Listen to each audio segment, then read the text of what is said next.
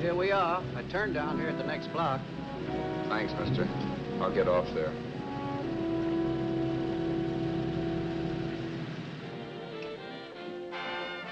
Want anything else? No. Hey, you. Me? Yeah, you. Where you heading? East. Too bad. I thought if you was heading north, I might be able to help you out. Pushing the Salt Lake, and I don't like to ride it alone at night. I'm one of those guys that got to talk or I fall asleep. Oh, sure, no, my partner, he's got Lou to keep him company, but I ain't got nobody at all. Where you coming from? West. Yeah, sure, I know, but where, L.A.? Maybe. Got a cousin out in L.A. You don't say. Yeah, he's been out. You're not much of a talker, are you? My mother taught me never to speak to strangers. Oh, a wise guy. So what? Okay, don't get sore. Trying to be sociable, that's all. Hey, Glamorous. You change for a dime, will you?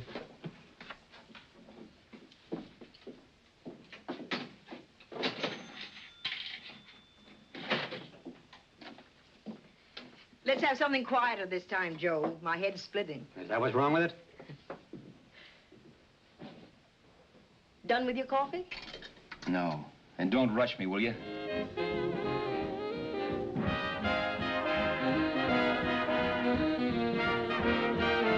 Hey, turn that off. Will you turn that thing off? What's eating you now? Yeah, what's eating you? That music, it stinks. Oh, you don't like it, huh? No, turn it off. Oh, wait a minute, pal. That was my nickel, see? This is a free country, and I play whatever I wanted. Okay. Sure, and if you don't like it, you don't have to listen to it. And you can leave here anytime you want it. Okay, I'm sorry I asked. First good piece played tonight and you don't like it. Some people just ain't got any good taste.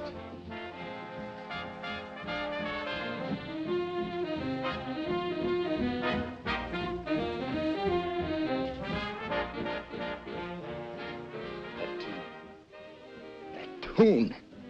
Why was there always that rotten tune? Following me around, beating in my head, never letting up. Did you ever want to forget anything? Did you ever want to cut away a piece of your memory or blot it out? You can't, you know. No matter how hard you try. You can change the scenery, but sooner or later you'll get a whiff of perfume or somebody will say a certain phrase or maybe hum something. Then you're licked again. I can't believe that you're in love with me. I used to love that song once. So did the customers back in the old Break of Dawn club in New York. I can't remember a night when I didn't get at least 3 requests for it. Sue, she was always selling it too. Those were the days.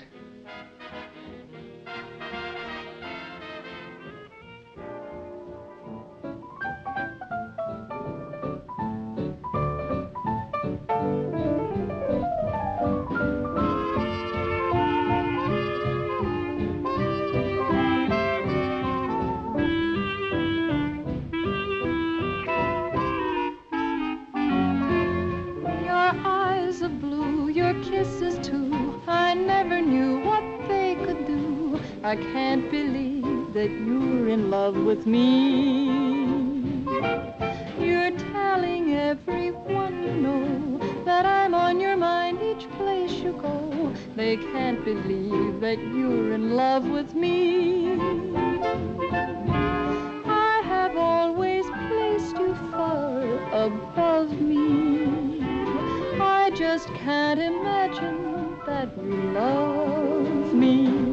And after all is said and done, to think that I'm the lucky one, I can't believe that you're in love with me.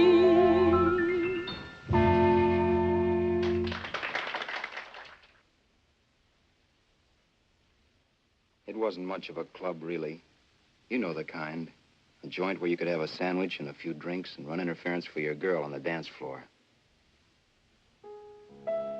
I pounded the piano in there every night from 8 until the place closed up, which usually meant 4 in the morning. A good job as jobs went in those days. Then, too, there was Sue, who made working there a little like working in heaven. But how we felt about each other, well, there was nothing very unusual in that. I was an ordinary healthy guy, and she was an ordinary healthy girl, and when you add those two together, you get an ordinary healthy romance, which is the old story. Sure, but somehow, the most wonderful thing in the world.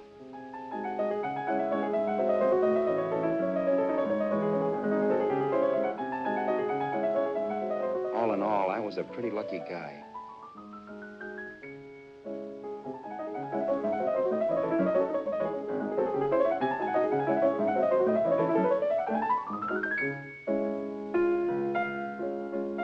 Mr. Paderewski, I presume. It's beautiful. You're going to make Carnegie Hall yet, Al? Yeah, as a janitor. I'll make my debut in the basement.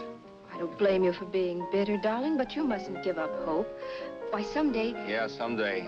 If I don't get arthritis first. In the meantime, let's blow this trap.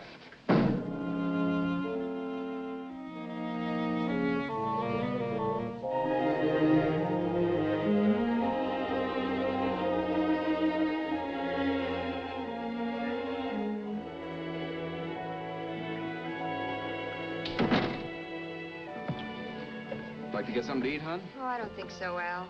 I lose my appetite working in this flea bag. Let's go home. Okay.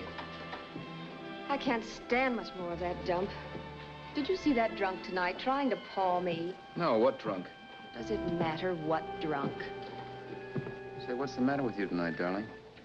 That's the third time you started to tell me something and then stopped. We shouldn't have any secrets from each other, Sue. Next week, we're going to make with the ring and the license. You and me will be a team. Yes, that's right. In the Bush League. I don't get you. We've been struck out. It's a funny way to talk, darling. Don't you want to marry me? Al, look, I love you. You know I do, and I want to marry you. But? But not now. Only after we've made good. Sunday, I'm going away. Oh, I know you'll think it's silly. That's why I hesitated to tell you. But I'm going to California. I want to try my luck in Hollywood. That's the most stupid thing I ever heard of. Don't you know millions of people go out there every year and wind up polishing cuspidors? I thought you had better sense. You sound as if you don't think I have any talent. That has nothing to do with it. I'll make out all right. Maybe. But what about me? Doesn't it mean anything to you that you're busting up all our plans? We may not see each other for years? It won't be that long. I thought you loved me. I do. You know I do. Well, here we are. Al. Al, why can't you see my side of it? I'm young. We both are, and we've got all the time in the world to settle down. Really, darling, what I'm doing is the only sane thing to do. I hate the thought of being so far away from you, but we'll be together again someday. Maybe you'll decide to come out too later on. So long. Al, aren't you going to kiss me goodnight? Sure, why not? Good night.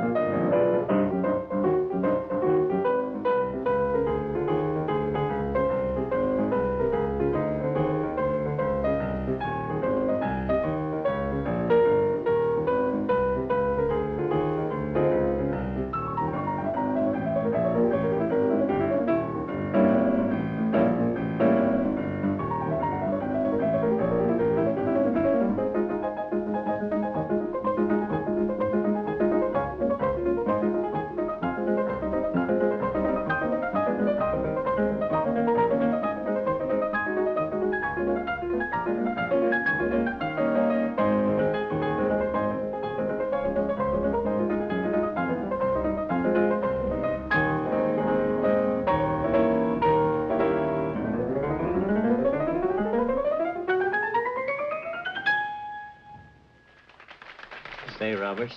You hit the jackpot this time. $10. Thanks.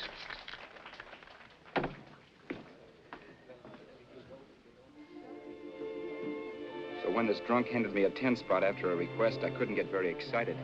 What was it, I asked myself? A piece of paper crawling with germs. Couldn't buy anything I wanted. It couldn't... Then I thought of something.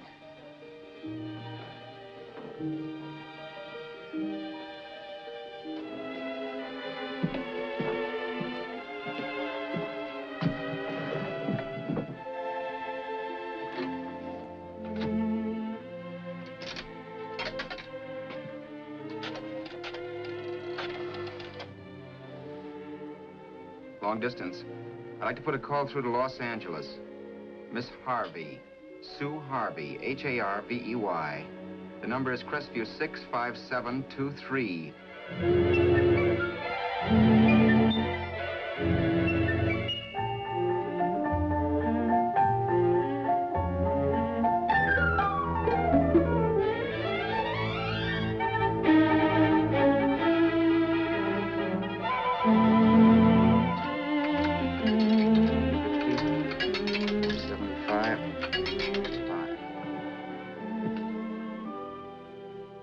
Hello, Sue? This is Al. Oh, baby, it's great to hear from you, too. What's that? You do? Oh, me too, darling. I thought I'd go batty without you. I just had to... Huh? You're working as a hashlinger? Gee, honey, that's tough. Those guys out in Hollywood don't know the real thing when it's right in front of them. You just stick it out, Sue, baby. Keep going around to those casting offices. I'm sure you'll click. Look, I'll tell you what. You stay put out there, I'll come to you. No, don't try to stop me. Just expect me. Train? Who knows? Train, plane, bus, magic carpet. I'll be there if I have to crawl. If I have to travel by pogo stick. And then, let's get married right away, huh? That's the stuff. That's what I've been wanting to hear you say. Well, goodbye for now. I'll be seeing you soon. Yeah. Bye. The only way I could cross country was to thumb rides. For even after hawking everything, I only had enough money to eat.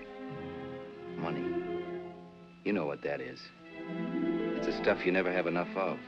Little green things with George Washington's picture that men slave for, commit crimes for, die for. It's the stuff that has caused more trouble in the world than anything else we ever invented. Simply because there's too little of it. At least I had too little of it.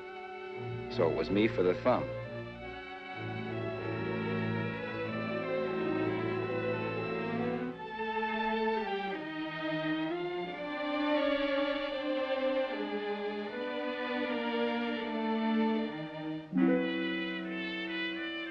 Ever done any hitchhiking? It's not much fun, believe me. Oh, yeah, I know all about how it's an education and how you get to meet a lot of people and all that. But me, from now on, I'll take my education in college or in PS 62, or I'll send $1.98 in stamps for 10 easy lessons.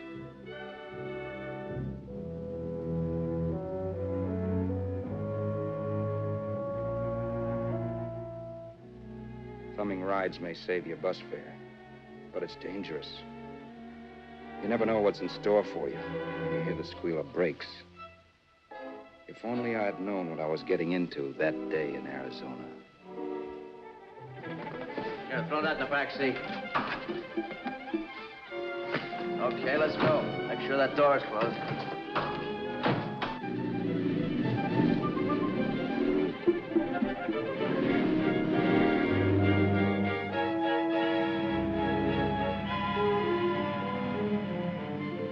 You know, Emily Post ought to write a book of rules for guys thumbing rides. Because as it is now, you never know what's right and what's wrong. We rode along for a little while, neither one of us saying anything. I was glad of that. I never know what to say to strange people driving cars. Then, too, you can never tell if a guy wants to talk. A lot of rides have been cut short because of a big mouth. So I kept my mouth shut until he started opening up. Hand me that little box in the compartment, will you, pal? Hold the wheel, will you?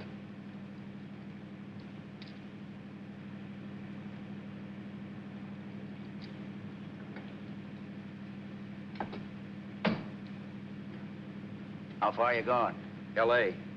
Well, you're really traveling, aren't you? Yeah, but I don't expect to make it for a couple of years at the rate I've been promoting rides. Not much luck, huh? Sure, all bad. Not many people stop for a guy these days. Afraid of a stick-up, maybe. Well, you can't blame him. Where you coming from? New York? Well, New York. You're in luck this time. I'm going all the way. Right through to Los Angeles. You drive a car? Sure. Whenever you're tired, let me know. I'll holler. I guess at least an hour passed before I noticed those deep scratches in his right hand. They were wicked. 3 puffy red lines about 1/4 of an inch apart. He must have seen me looking at them because he said, Beauties, aren't they? They're gonna be scars someday. What an animal. Whatever it was, it must have been pretty big and vicious to have done that. Right on both counts, New York. I was tussling with the most dangerous animal in the world. A woman. She must have been Tarzan's mate. Looks like you lost the bob. Certainly wasn't a draw. You know, there ought to be a law against dames with claws. Yeah. I tossed her out of the car in her ear. Was I wrong? Give a lift to a tomato, you expect her to be nice, don't you? Yeah. After all, what kind of a dame some rides? Sunday school teachers? Yeah. A little witch. She must have thought she was riding with some fall guy. And me, who's been booking horses around racetracks since I was 20. I've known a million dames like her. 2 million. Yeah. Stopped the car, opened the door. Take it on the Arthur Duffy sister, I told her. That's the stuff. As I was done, huh? But if you want to see a real scar, brother, get a load of this. What? I got that one, Detour. Dooley? Yeah, we're just kidding, of course. My dad owned a couple of Franco-Prussian sabers. Kept them on the wall for decorations. Well, one day, another kid and I took them down when the old man wasn't around. Had a duel. He got me in the arm here. Pretty mean cut. Infection set in later. Yeah, I can see that.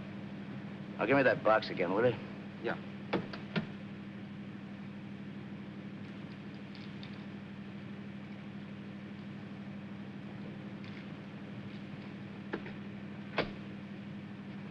Pain made me lose my head, I guess. Began slashing.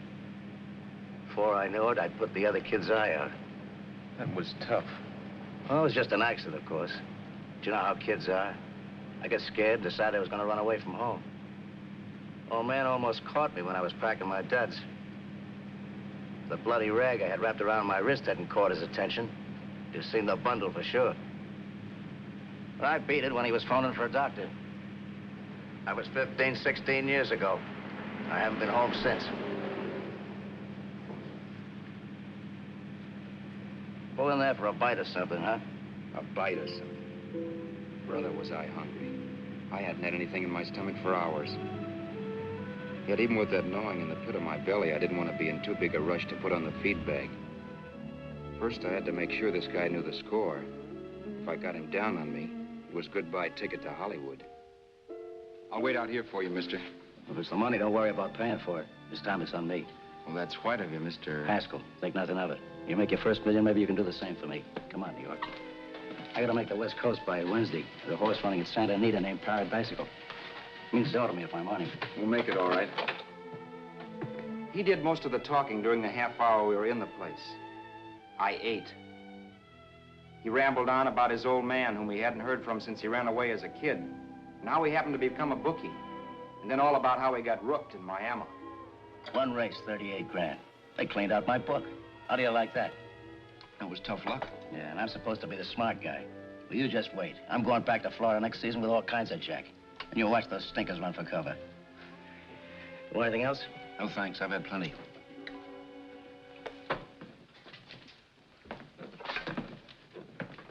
That check there, sister?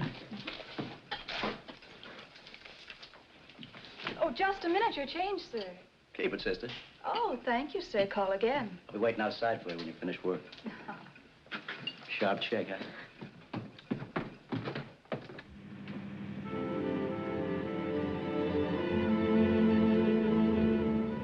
drove all that night while Haskell slept like a log. After a while, I began to get sleepy myself. I was happy, though.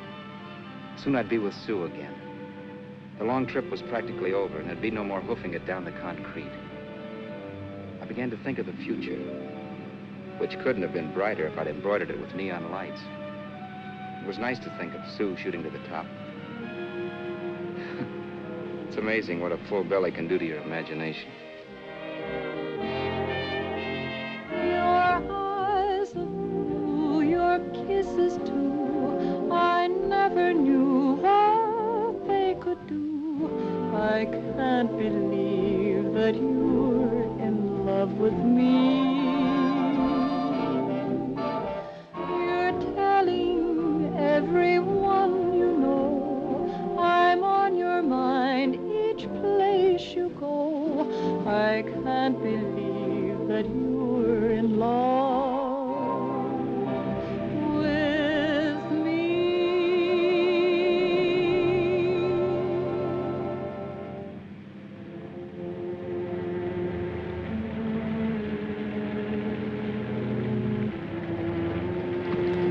Mr. Haskell. Mr. Haskell. Mr. Haskell, wake up. It's raining. Don't you think we ought to stop and put up the top?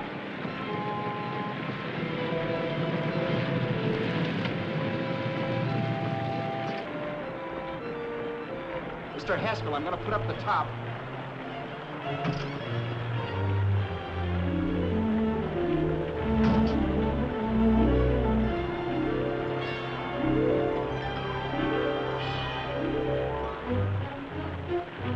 Until then, I'd done things my way. But from then on, something else stepped in and shunted me off to a different destination than the one I had picked for myself. For when I pulled open that door... Mr. Haskell, what's the matter? Are you hurt? Are you hurt, Mr. Haskell? Start your sermon. I'll listen to it. But I know what you're going to hand me even before you open your mouths. You're going to tell me you don't believe my story of how Haskell died and give me that don't make me laugh expression on your smug faces. I saw at once he was dead, and I was in for it. Who would believe he fell out of the car? Why, if Haskell came too, which of course he couldn't, even he would swear I conked him over the head for his dough. Yes, I was in for it. Instinct told me to run, but then I realized it was hopeless. There were lots of people back down the road who could identify me. That gas station guy and the waitress. I would be in a worse spot then, trying to explain why I beat it. The next possibility was to sit tight and tell the truth when the cops came. But that would be crazy. They'd laugh at the truth. And I'd have my head in a noose.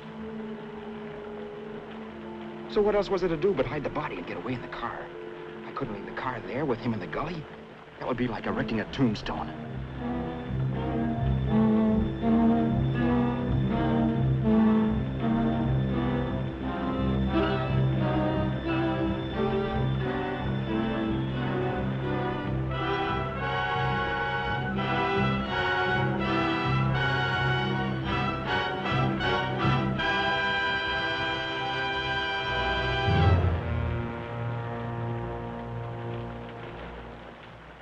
My idea was to cover him with brush, not to rob him.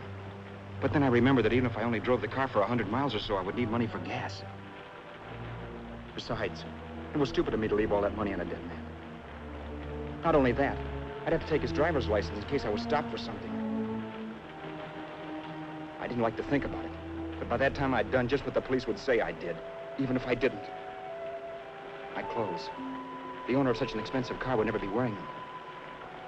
Some cop might pull me in on suspicion.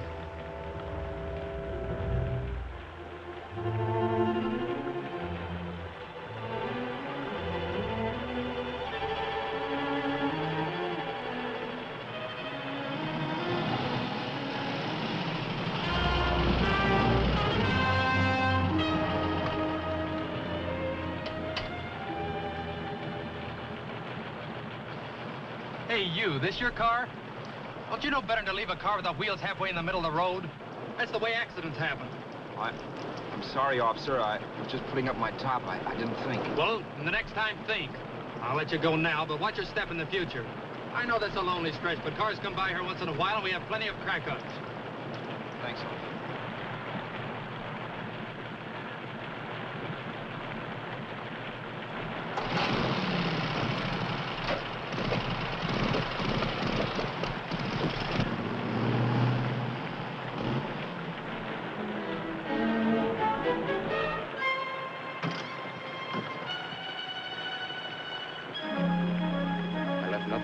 could give me away as Roberts. If they found a dead man in the gully now, it would be me.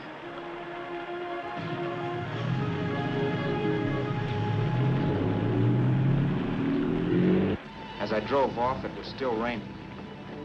The drops streaked down the windshield like tears. I kept imagining I was being followed and that I could hear sirens back in the distance. Just how long it took me to cover the 60-odd miles to the California state line, I don't know. I lost all track of time. But the rain had stopped and the sun was up when I pulled up to the inspection station. Hello? Carrying any fruits or vegetables? No. Any livestock or poultry? No. I'd like to see your registration and driver's license, please. Anything in the baggage compartment? Just baggage. Charles Haskell, Jr., age 30, brown eyes, dark hair. Identifying marks, none. Are you Charles Haskell, Jr.? Yes. Well, remember, if you're employed and you stay over 30 days, you take out California plates. All right, officer, but I'll only be in the state a short while. Right, you can go now.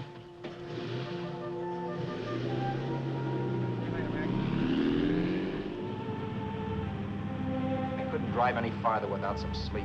Cops or no cops, I knew I had to hit the hay and hit it hard. I was dead tired.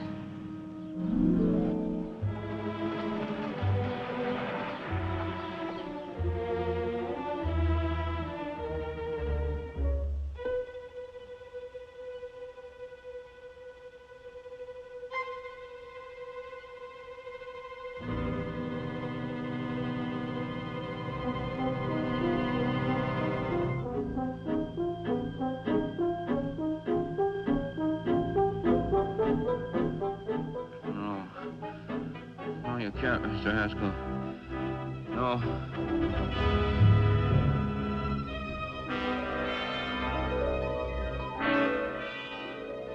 Mr. Haskell, you can't die. They'll think I did it. No, Mr. Haskell. No. No.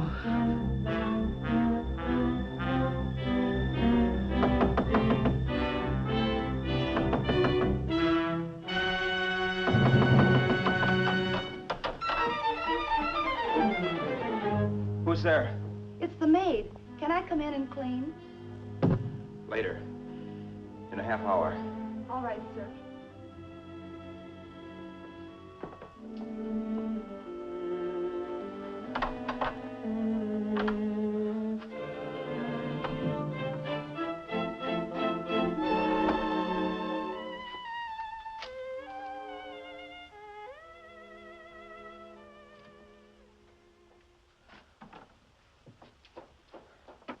There was no time to lose. Every minute I had to be Charles Haskell was dangerous. And I'd have to be Charles Haskell until I got to some city where I could leave the car and be swallowed up.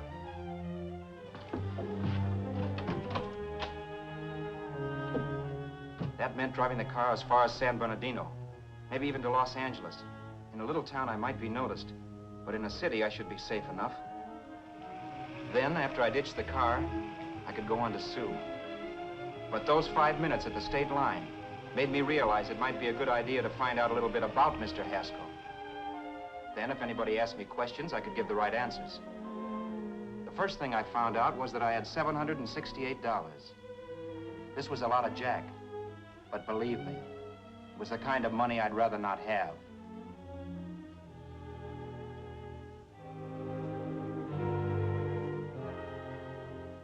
And then I found out from a letter Haskell was carting around in his bag that he wasn't the open-handed, easygoing big shot who went around buying dinners for strange hitchhikers. Before I got done reading it, I saw him more as a chiseler. It was written to his old man in California, the one he hadn't seen in so many years. In it, Haskell posed as a salesman of hymnals, of all things. It was easy to see where Haskell expected to raise a new stake for his book in Miami by rooking his old man. That was about all I found out from his effects, and it was enough.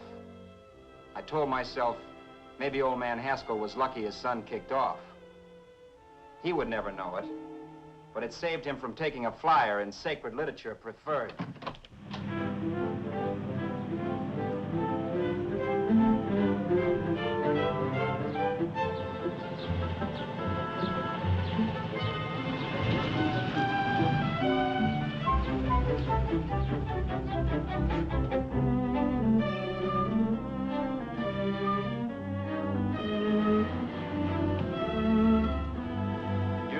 At Desert Center, I pulled up for water. There was a woman.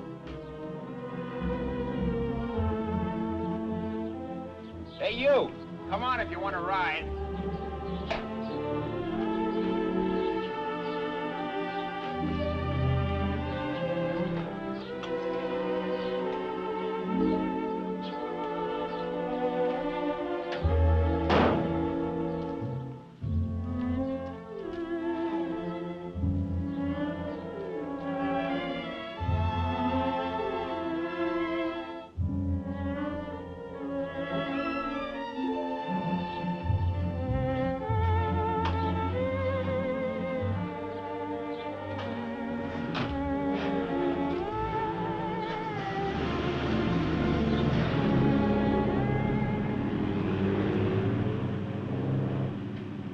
How far are you going?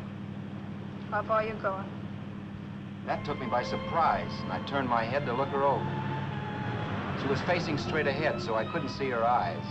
But she was young, not more than 24. Man, she looked as if she'd just been thrown off the crummiest freight train in the world. Yet, in spite of this, I got the impression of beauty. Not the beauty of a movie actress, mind you, or the beauty you dream about when you're with your wife, but a natural beauty. A beauty that's almost homely because it's so real. Then suddenly she turned to face me. How far did you say you were going? Los Angeles? L.A.? L.A.'s good enough for me, mister. That's what I was afraid of. What'd you say? Oh, nothing, just thinking out loud. People get in trouble for doing that. What's your name? You can call me Vera if you like. You live in Los Angeles? No. Where are you coming from? Oh, back there. Needles? No. Oh, sure, Phoenix. You look just like a Phoenix girl. Are the girls in Phoenix that bad? The girl must have been pretty tired, because she fell asleep not 20 minutes after she stepped into the car. She lay sprawled out with her head resting against the far door, like Haskell. I didn't like that part of it much, but I didn't wake her up. It wasn't that this girl still worried me. I'd gotten over that funny feeling I had when she looked at me, which I put down as just my jangled nerves. With her eyes closed and the tenseness gone out of her, she seemed harmless enough. And instead of disliking her, I began to feel sorry for her. The poor kid probably had had a rough time of it. Who was she, anyway? And why was she going to Los Angeles? And where'd she come from in the first place? The only thing I knew about her was her name. Not that it made any difference. A few hours more and we'd be in Hollywood. I'd forget where I parked the car and look up Sue. This nightmare of being a dead man would be over. Who this dame was, well, it was no business of mine. Where did you leave his body? Where did you leave the owner of this car? You're not fooling anyone. This buggy belongs to a guy named Haskell. That's not you, mister. You're out of your mind. That's my name, Charles Haskell. I can prove it. It's my driver's Save license. yourself the trouble, mister. Having Haskell's wallet only makes it worse. It just so happens I rode with Charlie Haskell, all the way from Louisiana. He picked me up outside of Shreveport. You rode? You heard me. Then it all came back to me. All the talk about dueling and scars and scratches. There was no doubt about it. Vera must be the woman Haskell had mentioned. She must have passed me while I slept. Well, I'm waiting. My goose was cooked. She had me. That Haskell guy wasn't dead yet. He wasn't stretched out stiff and cold in any Arizona gully. He was sitting right there in the car, laughing like mad while he haunted me. Well? There was nothing I could say. It was her move. Vera, whatever her name was just my luck picking her up on the road. It couldn't have been Helen, or Mary, or Evelyn, or Ruth. It had to be the very last person I should ever have met. That's life. Whichever way you turn, fate sticks out a foot to trip you.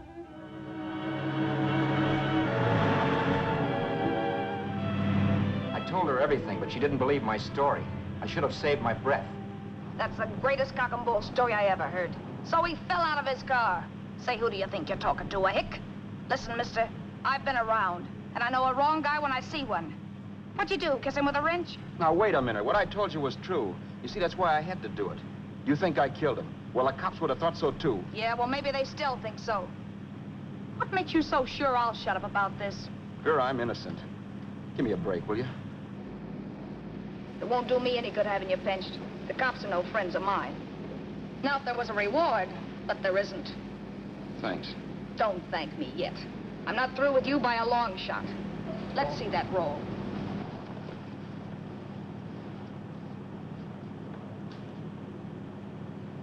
Is that all Haskell had? Isn't it enough? No, I thought he had more. Not that I know of. You can search me. You think I'm holding out on you? Well, maybe I will at that. He told me he was going to bet $3,000 on a horse named Paradisical on Wednesday at Santa Anita.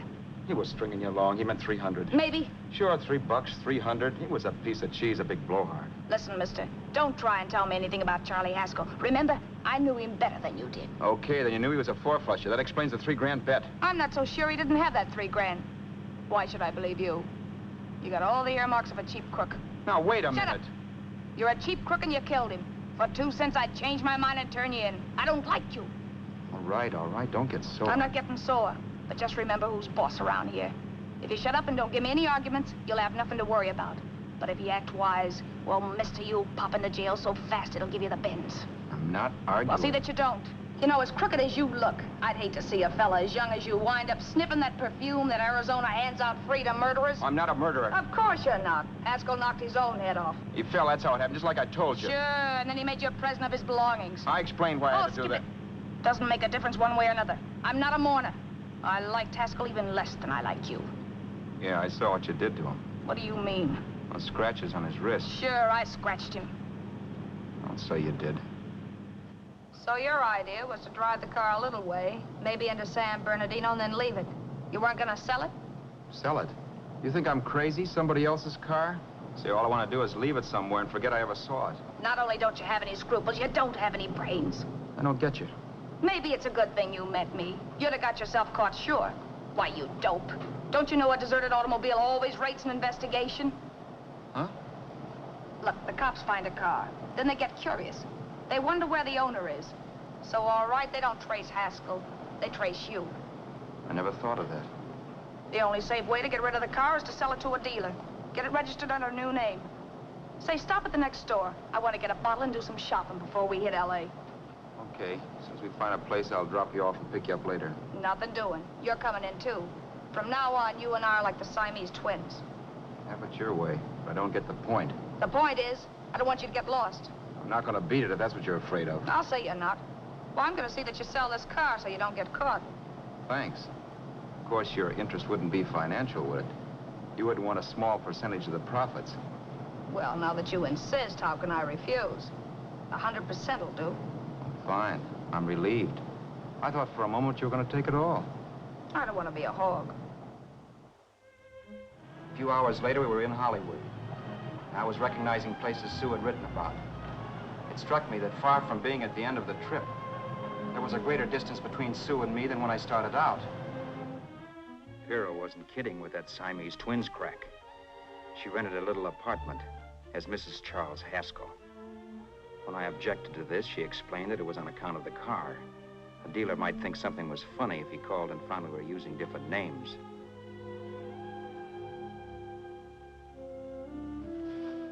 Home, sweet home. Yeah.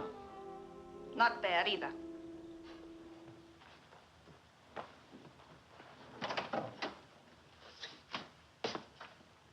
In case there's any doubt in your mind, I'll take the bedroom. Yeah. Sure is stuffy in here.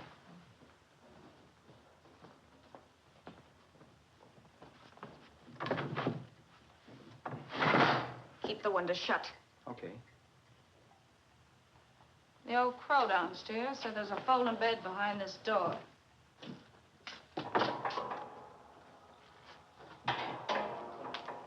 You know how to work it?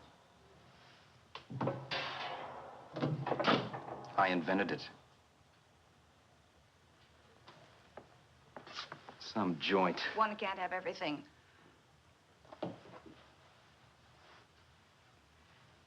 I'm first in the bathtub. I don't know why, but I figured you would be.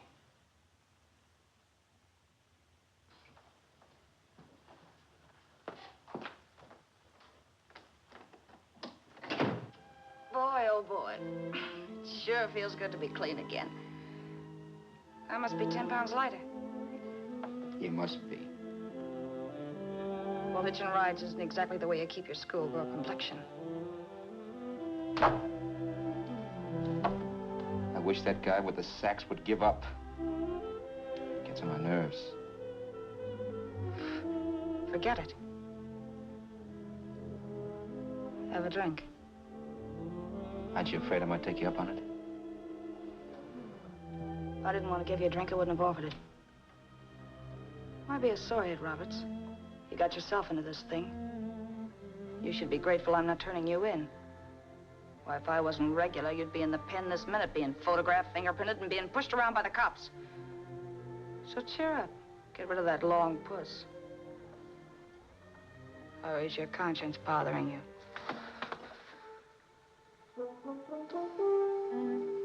No. It isn't. Swell. That's the spirit. He's dead and no moaning around will bring him back.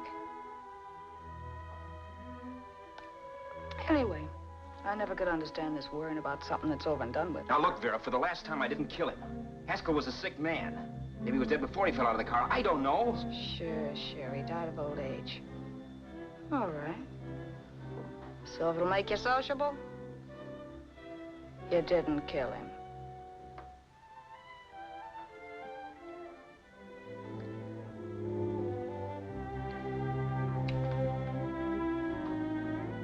Thanks.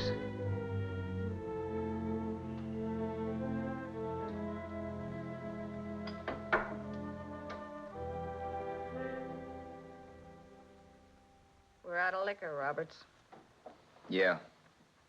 Too bad. I felt like getting tight tonight. Well, I think you succeeded. Am I tight? As a prima donna's corset. That's good. I wanted to get tight. Why? What have you got to get tight about? Oh, I don't know. Few things. Huh. You should have my worries. If I had your troubles, I'd stay sober. And I've got the key to that door. Yeah. Maybe you're right. I'm always right. You know, I don't like your attitude, Roberts. Well, there's a lot of things I don't like. Sure. But life's like a ball game. You gotta take a swing at whatever comes along before you wake up and find it's the ninth inning. I bet you read that somewhere. That's the trouble with you, Roberts. All you do is bellyache. But taking it easy and, well, trying to make the best of things. But maybe that's what's wrong with the whole world. Get the professor. People knock themselves out trying to buck fate. Now, take you, for instance. You're lucky to be alive. Why, suppose Haskell had pulled open your door. You'd be playing a harp now. Think of that. You think of it. I'm tired of thinking. There's plenty of people dying this minute. I would give anything to trade places with you. I know what I'm talking about. I'm not so sure. At least they know they're done for. They don't have to sweat blood wondering if they are. Your philosophy stinks, pal. We all know we're going to kick off someday. It's only a question of when. But what's got us on this subject anyway? We'll be discussing politics next. Yeah. Where'd you hide the butts? On the table, sucker.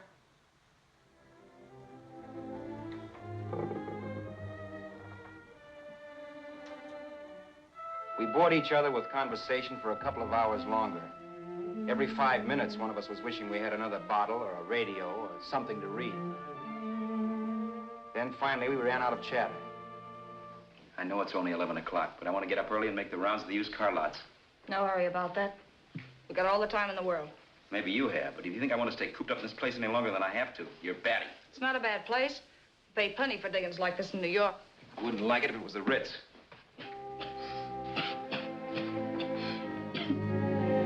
Rotten liquor. You got a mean cough. Ought to do something about it. I'll be all right. That's what Camille said. Who? Nobody you know.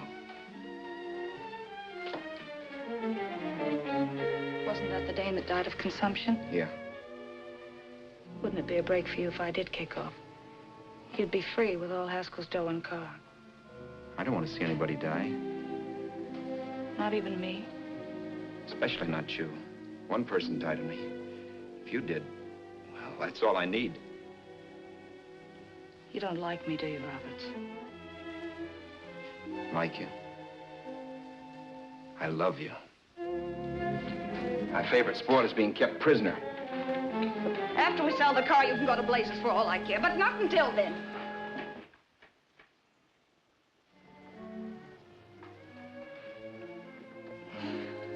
I'm going to bed.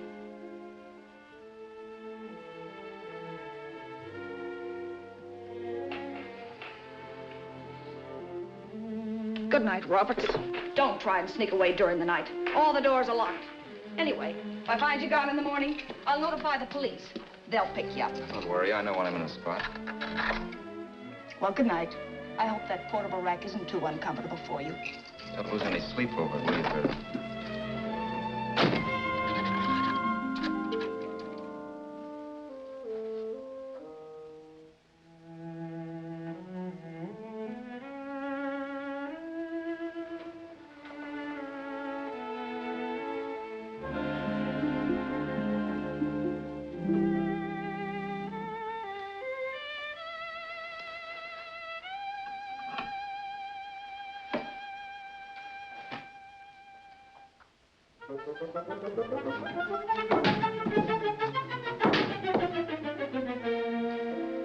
Crestview. 6, 5, 7, 2, 3. Hello? Hello? Hello? Hello?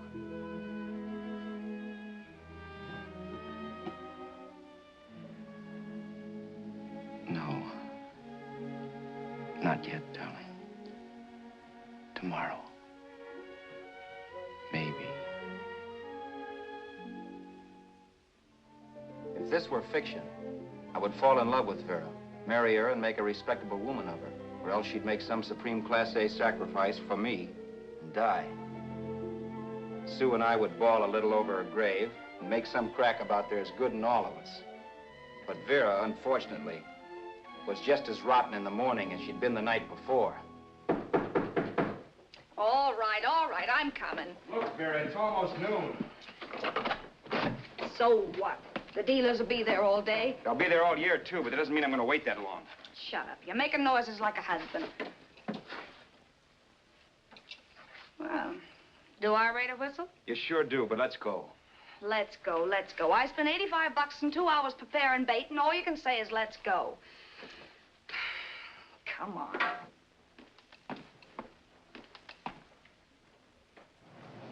We passed a few used car lots last night down this way. What do you think we can get for this heap? I don't know. Plenty. You just let me handle everything. Think we can get $2,000? I don't know, but don't worry. I'll squeeze as much out of this guy as I can. If I let it go cheap without a fight, he might think we've stolen the car. And listen, don't make any slips and call me Roberts. That'll cook us. I don't need you to tell me that. You better just sit by and keep your mouth closed. Remember, we're both in the soup if anything happens. Forget it and drive. You're my wife, Vera Haskell. Look, after the deal's closed, let's go back to that place on Hollywood Boulevard where I saw the fur jacket. I want to buy it. After the deal's closed, I'm saying goodbye to you. That's right, I forgot. I guess I'm getting kind of used to you. Well, that's a habit you can start breaking. Let's try this place in the middle of the block.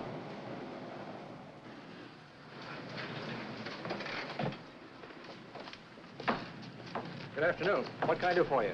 We're interested in selling a car. If the price is right. Well, if it's in good mechanical condition, it should blue book for about $1,600. Tony, take a look at this motor. $1,600. Are you kidding?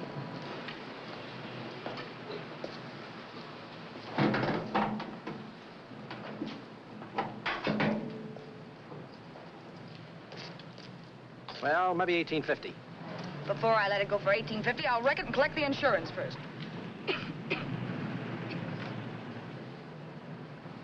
Lady, this motor's seen a lot of driving.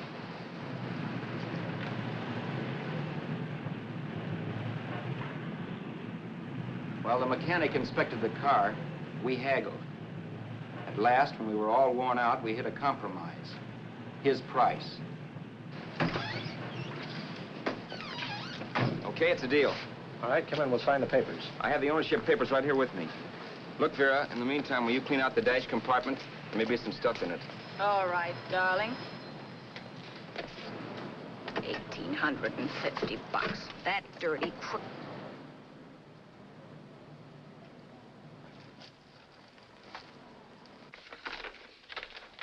New York, huh? Yeah. But you bought the car in Miami? Yeah. Well, now let's see about the insurance. We can either have it transferred or canceled. What kind of insurance do you have, Mr. Haskell? Well, aren't all the papers there? I don't see any. Surely you know what type of insurance you carry in the car. The name of the company? Yeah, but, Well, if you'll just tell me the name of the company, I'd be very glad to take care of all the details. well, Did you sign the papers yet?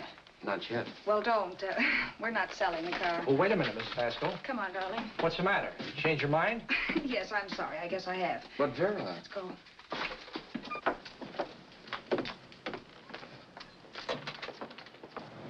You got me out of a tight spot, Vera. But I still don't understand all this. You will in a minute. I almost threw away a gold mine. 1850 isn't to be sneezed at. The car doesn't book for as much as I thought. We're not selling the car. You want to keep it. Now, wait a minute, Vera. You said yourself I wouldn't be safe until the car was in someone else's name. I'd like to be free of this mess when I go. That's just it, Roberts. You're not going. There's a drive-in at the next corner. Pull in there and we'll get a bite to eat. And I'll explain. What is this, another one of your brilliant ideas?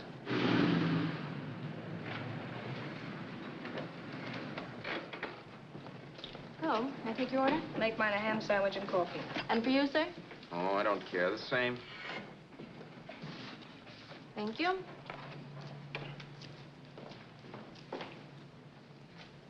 Get this, Vera. I've been pretty patient so far. I've done everything you asked me to do, but no more. Shut up. You've taken Haskell's money. And you can have the dough we get from selling the car. But you're not going to keep me a prisoner. It's a good thing I bought the paper. Take a look at that. Vera, I'm in no mood. Read that.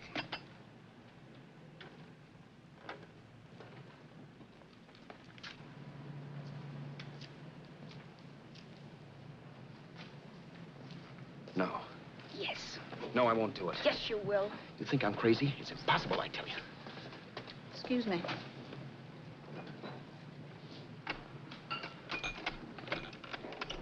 Blow the horn when you're through. No one could possibly get away with an act like that. It'd be wise to me in a minute. Don't be yellow. You look enough like him. The same coloring and the same build. See how his clothes fit you? No kidding, you almost had me fooled for a while. Oh, grow up, Vera. Don't you think a father knows his own son? And there must be other relatives. The father won't have to know you. We'll wait till he gives up the ghost. He's an old geezer and he won't pull through. And as far as other relatives are concerned, they haven't seen you in 15 or 20 years. Eat. I'm not hungry. And I won't do it. It's not as tough as it sounds. Remember, you've got all kinds of identification. His car, letters, license. I could never get away with it. It's the stupidest thing I've ever heard. The old boy has scads of dough. Look in the paper there. Personal fortune assessed at over 15 million. He'll leave plenty, I tell you. Maybe he cut off his son. How do we know? It's out, Vera. I won't have anything to do with it. I think you will. Look, Vera, I'll do anything within reason. But not that. So forget it. Find yourself another stooge. You sap. You'll be fixed for the rest of your life as Charlie Haskell. You can take your inheritance and go away. No more worrying about the rent, no sweating, scheming, wondering where your next meal's coming from. Think about that, Roberts. Vera, please, you're talking too loud. On this, I'm splitting 50-50 with you. Sure, why not? We're both alike, both born in the same gutter. Now, take it easy, Vera. There's people around here. You don't know what you're talking about. We'll wait till we read that old man Haskell's dead. Then you show up. Like you read in New York that he was sick. No. Suppose he doesn't die. He will. I know he will. Something tells me. But as much as I insisted I would have no part of her scheme, Vera was taking it for granted I would. Neither of us had our mind on the cards as we played that night. I knew we were just trying to kill time between newspaper editions. This was a death watch for Vera. Maybe it was for me, too. Don't you realize if I'm caught, they'll want to know where I got the car and stuff, and they'll have me on a murder charge. If you're smart, you won't get caught. I knocked for 7. And if I'm caught, don't you realize you'll be out, too? 18 points. That gives me 30. How will I be out? You'll be out $1,850 we would have gotten on the car. Really, Vera, you'd be an awful chump if you threw away all that dough on a dizzy long shot. Let me sell the bus tomorrow. With the money it'll bring and what you've already got, a clever kid like you can run it up in no time. Then we'd both be in the clear. I'll be in the clear anyway. Maybe. Maybe. But if I got caught, I'd get good and sore at you, you know. You mean you'd squeal? Oh, no, not squeal exactly. Never mind what you meant. Even if you did tell the cops I was in on it with you, what could they do to me? They might give me the same medicine they gave you. Yeah. A rope. But I'm on my way anyhow. All they'll be doing will be rushing it. All right. But think of the $1,850 you'd lose. You'd kick yourself along the block if you ever let it get away from you. I'll take the chance. Want another drink? You're being a goon. That's the way people wind up behind the 8 ball. Once they get a few dollars, they become greedy and want more. My. Caesar. Who? You know that Roman general? He got his for being greedy. He wasn't satisfied, so the final wind-up was he took the count.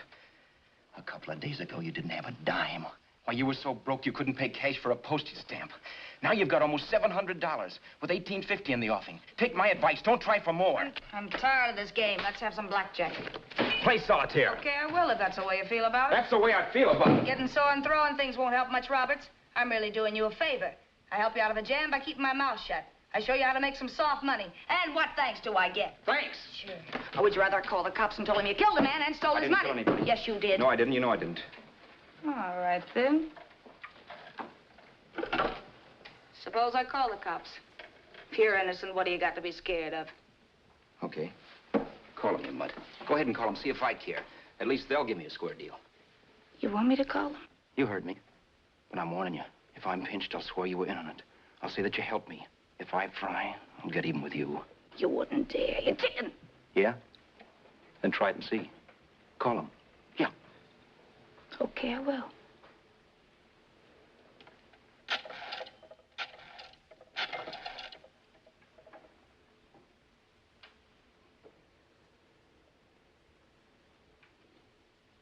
Information? I want the number of the Hollywood police station. Okay, I got it. Thanks. Wait a minute, Vera. You wouldn't do that. Well, wouldn't I? Give me that and I'll show you if I would. Take it easy now. Let's talk this over.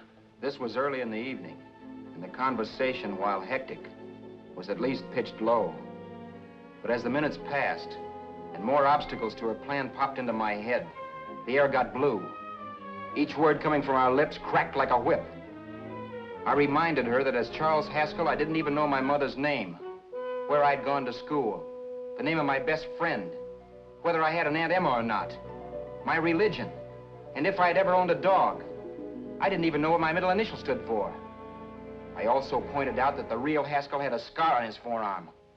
His people never saw that scar. He told me he ran away right after putting out the kid's eye. Yeah, but his father knew he was cut. It'd have to be some kind of a mark. So what? The old man's dead, or will be. I hope by tomorrow morning's papers.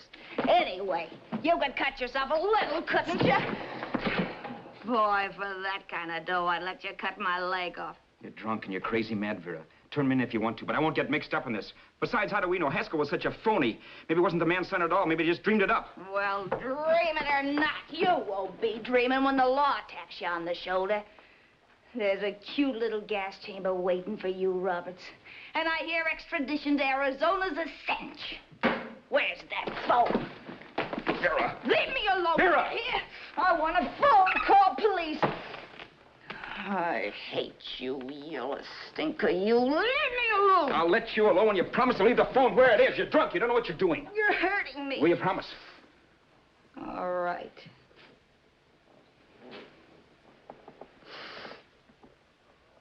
You hurt me. I'm sorry, but... And it's hot in here. Open up a window. It's not hot. Don't tell me. Now, do you do it or do I do it? You're no gentleman, see? Yeah. All right. I'll open up the window. Vera!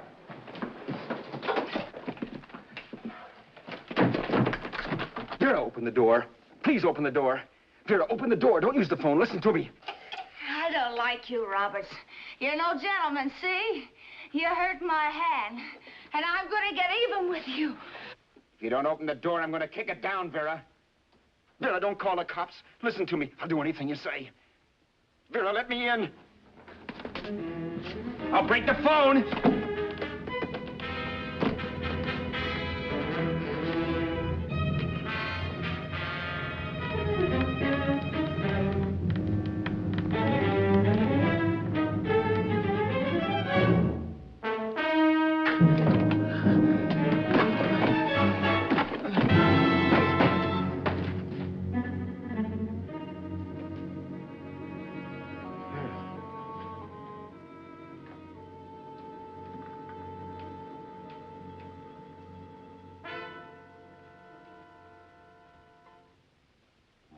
The world is full of skeptics.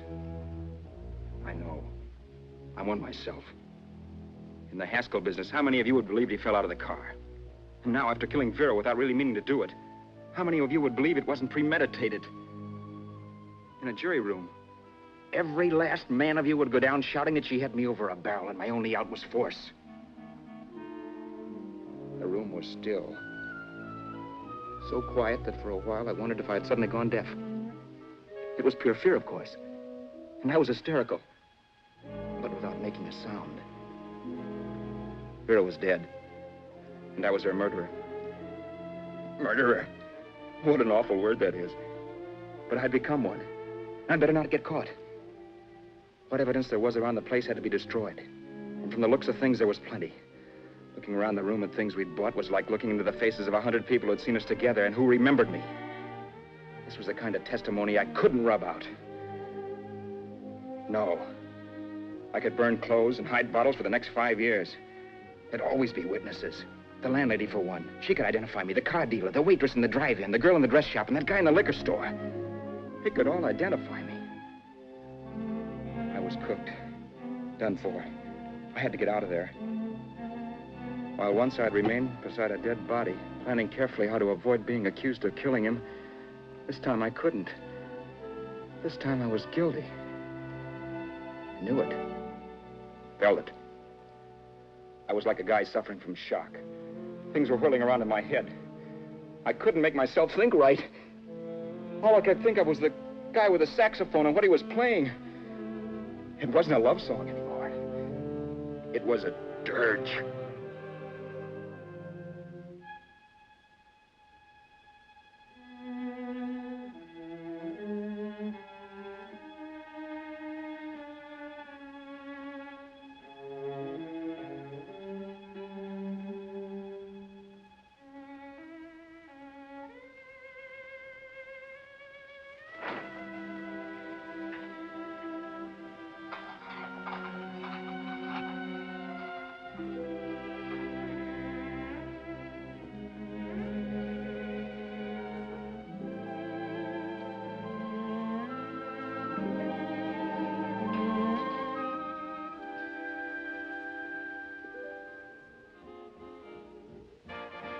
My problems weren't solved.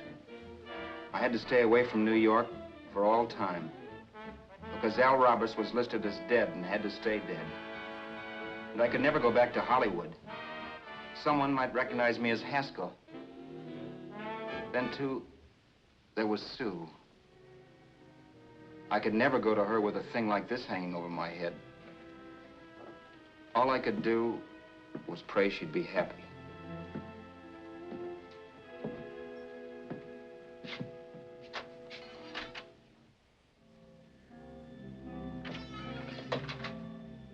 I was in Bakersfield before I read that Vera's body was discovered, and that the police were looking for Haskell in connection with his wife's murder. Isn't that a laugh? Haskell got me into this mess, and Haskell was getting me out of it. The police were searching for a dead man. I keep trying to forget what happened and wonder what my life might have been if that car of Haskell's hadn't stopped. But one thing I don't have to wonder about. I know. Someday a car will stop to pick me up that I never thumbed.